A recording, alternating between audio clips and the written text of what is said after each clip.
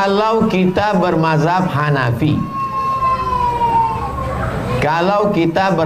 Hanafi, terus ada ustadz bilang mazhab Maliki dalam bertayamum, apa boleh kita ganti-ganti mazhab sesuai dengan keadaan emergensi? Ini pertanyaannya pertanyaan berilmu, karena cerita tentang campur mazhab, namanya talfiq.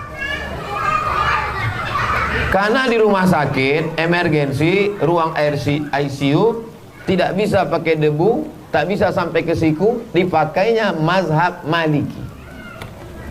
Cukup dengan batu dan hanya sampai ke pergelangan tangan. Boleh, karena dia tidak bercampur dengan sholat. Tayamumnya mazhab Maliki, sholatnya mazhab Syafi'i. Boleh. Lalu yang tak boleh campur mazhab itu bagaimana Pak Ustaz? Dalam satu ibadah dicampurnya. Dalam satu ibadah. Tayamum dengan sholat satu ibadah atau dua ibadah? Dua ibadah. Tayamum lain, sholat lain. Apalagi darurat. Yang tak boleh ini dalam satu ibadah dicampurnya dua tiga mazhab. Contoh, cara mengambil wuduknya Syafi'i, cara membatalkannya pindah dia ke Maliki. Tak boleh. Cara wuduk Syafi'i, air ambil sedikit, sapu kepala, ambil sedikit aja. Cara wuduk Syafi'i. Pergi dia undangan ke hotel, sampai di hotel, barakallahu lakuma, kena ujung jari pengantin. Menurut mazhab Syafi'i batal apa tak batal? Batal. Cara wuduk dia tadi kan mazhab Syafi'i, maka membatalkannya juga pakai mazhab Syafi'i, berarti sudah batal. Kita lanjutkan setelah yang satu ini.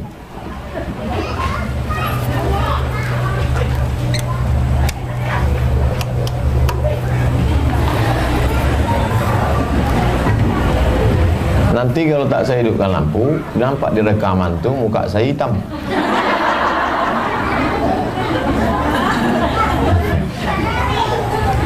Cara wuduknya tadi pakai mazhab Syafi'i. Maka menurut mazhab Syafi'i, kalau dia bersentuhan dengan perempuan, wuduknya batal. Tiba-tiba setelah selesai dari acara di hotel tuh, pergi dia Masjid Ar-Rahman, sholat dia. Ditanya kawannya, wuduk kau kan sudah batal tadi. Aku pakai mazhab Maliki, bersentuhan kalau tak bersyahwat tak batal. Ini tak boleh. Kenapa tak boleh? Karena dia mencampur dua mazhab dalam satu ibadah. Cara wuduknya Syafi'i, cara membatalkannya dia pindah ke Maliki. Adapun ibadahnya berbeda, boleh. Pindah mazhab, beda ibadah, boleh. Yang tak boleh itu berpindah ke lain hati.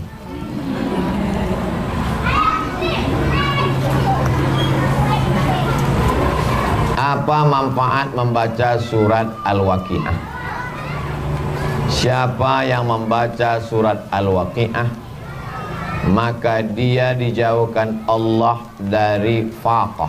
Faqah itu di atas miskin. Selalu dikatakan miskin papa. Pernah dengar kata miskin papa? Tak pernah. Di atas miskin lagi. Dijauhkan Allah dari miskin. Yang jadi masalah hadis itu dhaif. Hadis yang paling tinggi sahih. Di bawah hadis sahih hasan. Di bawah hadis hasan dhaif. Di bawah hadis dhaif maudhu. Ada sekelompok orang tidak mau mengamalkan hadis dhaif. Asal hadis itu dhaif, jangan amalkan. Allahumma laka sumtu wa bika amantu ala rizqi afdatu. Dhaif. Allahumma barik lana fima razaqtana wa qina azabannar. Dhaif. Membaca surat Yasin untuk orang meninggal dunia, iqra'uha ala mautakum. Dhaif. Siapa yang baca surat Al-Waqi'ah, dijauhkan Allah dari miskin papa, miskin susah melarat. Dhaif. Tidak mau dia mengamalkan hadis dhaif. Saya termasuk mengikut ulama yang membolehkan mengamalkan hadis dhaif. Yang Ustaz ikut siapa? Imam Nawawi. Ajma'al ulama ala jawazil amali bil hadis dhaif. Ulama ijma' bahwa boleh mengamalkan hadis dhaif. Boleh mengamalkan hadis dhaif. Jadi kalau diamalkannya surat Al-Waqi'ah ini boleh, tak salah. Kalau kita ingin ada berkeinginan, bisa Allah mempermudahkan hajat kita. Yang memudahkan itu bukan waqiahnya, Allah. Lalu kenapa Allah mudahkan dengan surat ini? Karena surat Al-Waqiah mengingatkan kita tentang hari kiamat, tentang kematian. Begitu dibacanya, lalu kemudian hatinya takut kepada Allah. Tak jadi dia curang, tak jadi dia bohong, menjadi orang jujur, amanah, semangat dia. Jadi kalau ada orang bertanya, apa logikanya dengan membaca surat Al-Waqiah dia tidak miskin? Karena dengan setelah membaca surat Al-Waqiah dia bangkit semangat. Apa hubungan salat duha dengan rezeki? Karena orang yang salat duha pasti bangunnya sebelum subuh, pasti dia bersemangat. Jadi kalau dikatakan logika, logis, masuk akal, ajaran Islam ini masuk akal. Tak masuk akal Pak Ustaz, berarti akal kau tutup. Sulitkah bagi Allah? Tidak. Innama amruhu iza arada syai'an ayakula lahu kun fayakun. Tak ada yang sulit bagi Allah.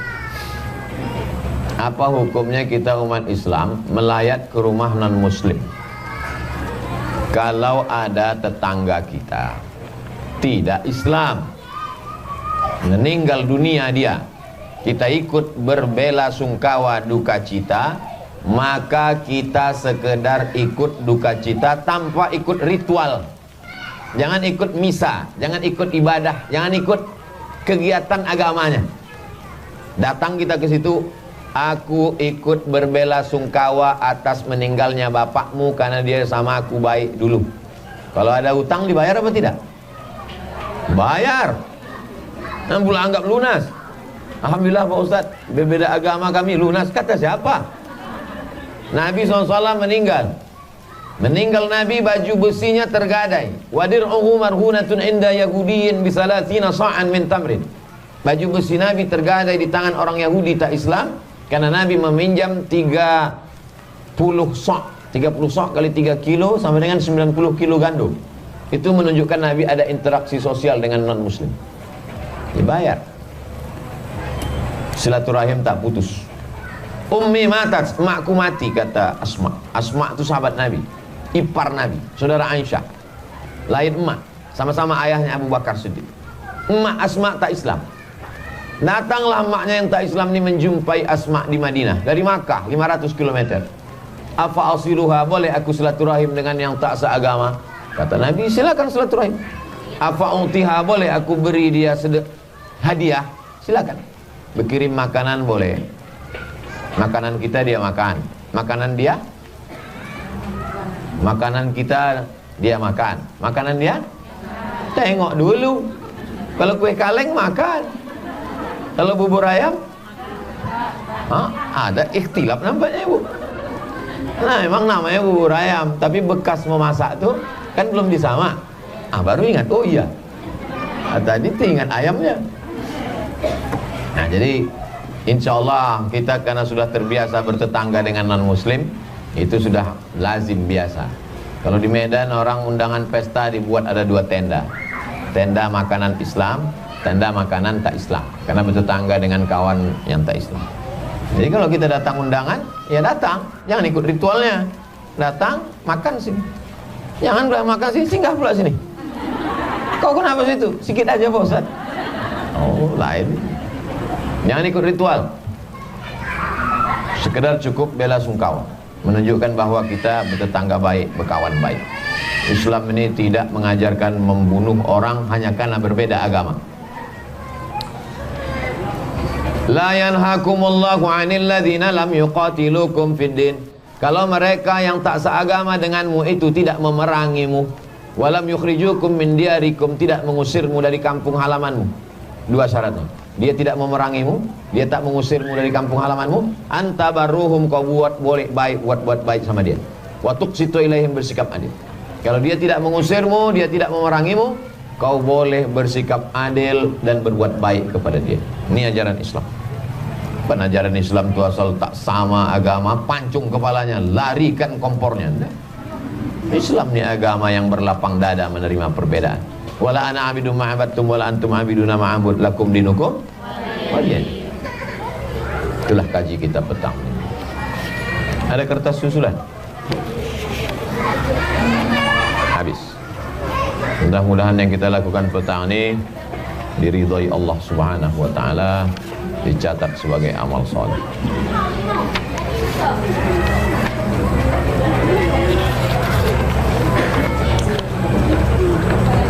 Jika seorang ibu melahirkan pada bulan Ramadan, nama anaknya laki-laki Ramadana, perempuan Ramadhani. Tak ada di sini, saya aja nambah. Tentu dia tak bisa puasa. Dia sudah berniat untuk mengqadha, membayar fidyah. Namun beberapa tahun kemudian ternyata dia lupa, belum dia laksanakan. Jika terjadi hal seperti ini, apakah berdosa? Apakah masih diterima Allah jika dilakukan kembali? Ini bulan Ramadan, waktu dia hamil. Ini bulan Ramadan, maka dia mesti mengqadha puasanya itu sebelum lewat Ramadan berikut. Kalau lewat Ramadan berikutnya ke Ramadan yang satu lagi, maka dia kena denda karena lalai. Satu qadha sehari, satu qadha plus satu fidyah. Satu fidyah, satu mud, 7 on setengah. Tapi jangan betul-betul kasih 7 mud setengah, karena satu mud di situ maksudnya satu makanan. Mana ada orang makan nasi aja pakai kecap? Tak mungkin. Kasihlah lauknya, kasih satu mud plus lauk pauknya untuk makan sehari. Makan pagi, makan siang, makan malam. 7 on setengah itu kalau udah kuat, udah 3 kali tambah tuh. Jadi bukan berarti kalau sudah tinggal setahun lalu kemudian istighfar selesai. Anak ibu berapa? 10. Tinggal yang lalu cincailah itu Pak Ustaz. Oh, tak bisa begitu. Hitung. Man mata, siapa yang mati, wa alaihi siyamun, punya utang puasa, shoma anhu waliyuhu, maka ahli warisnya melaksanakan puasanya. Mak saya tanya, mak, waktu mengandung aku dulu berapa hari mak tak puasa? 30 hari. Karena kau dalam perut kuasi sakit-sakit aja. Aku pun ikut sakit gara-gara kau. 30 hari tak puasa. Waktu menyusukan berapa hari? 30 hari. Menyusukan 2 tahun, 30 hari. Jadi untuk saya 90 hari dia tak puasa. Saya tanya, sanggup tak mak mengqadha? Waktu itu umurnya 70. Sanggup tak mengqadha? Sanggup. Qadha. Kalau tak sanggup, ku bayarkan fidyah. Kata dia sanggup. Dia meninggal hari Senin sesudah makan sahur. Tak tinggal puasa Senin Kamis. Umur 70. Waktu itu qadhanya udah lunas. Sudah hitung-hitung 90 saya, 90 adik saya, kami adik-beradik 2, udah habis sudah lunas sudah, saking lamanya dia puasa sunat. Terus puasa sunat. Sehat walafiat. Naik angkot ke pasar Ramayana. Asal belanja sehat. Perempuan yang mengandung anak atau menyusukan anak tidak sanggup berpuasa, 3 mazhab.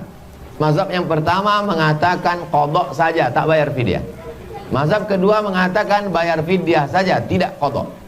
Saya pakai mazhab yang ketiga, mazhab Syafi'i. Kalau dia tak puasa karena dirinya, qadha saja. Tapi kalau dia tak puasa karena anaknya, maka dia kena 2, qadha dan fidyah. Saya ulang sekali lagi. Kalau dia tak puasa karena dirinya, qadha saja.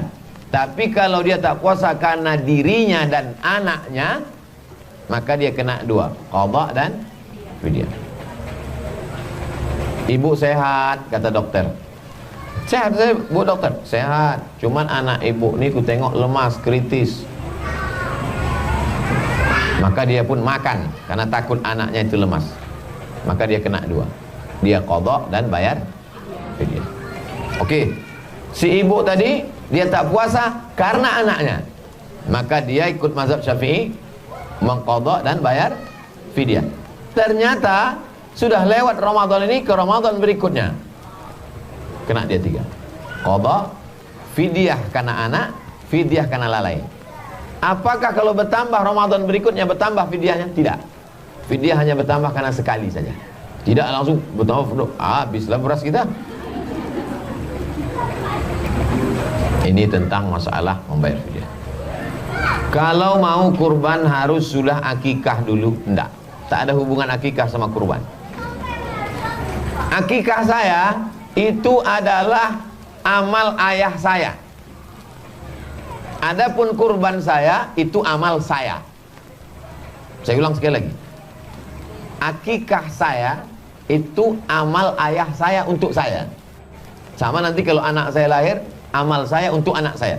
Tapi kurban itu amal saya. Kurban itu amal saya. Maka tak ada hubungan. Keheran saya sampai hari ini orang, bapak tak kurban, aku belum akikah. Tiap tahun itu aja alasannya. Upaya tak mau keluar duit. Pandai deh.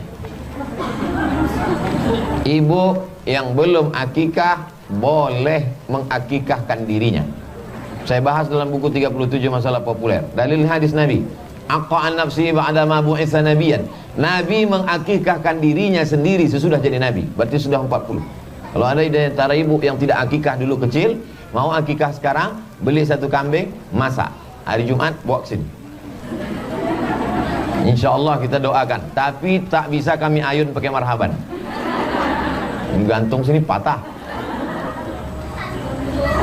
Kalau sholat mengikuti imam baca ayat pendek, apakah kita mengikutinya juga? Imam membaca Al-Fatihah, kita diam. Rakaat pertama baca iftitah. Setelah amin, baru kita baca Fatihah sebagai makmum. Habis baca Al-Fatihah, diam, dengarkan ayat. Mazhab Syafi'i. Saya pakai mazhab Syafi'i. Imam membaca ayat, kita membaca Al-Fatihah. Kalau ternyata imam itu imam supir Medan, koncang 120 kilo, kita baru kita baru iyyaka na'budu wa iyyaka Allahu Akbar kan? Ikut dia. Kenapa? Al-imamu junnah, imam itu penanggung jawab. Qiraatul imam qiraatul makmum. Bacaan si imam itu mengcover bacaan makmum.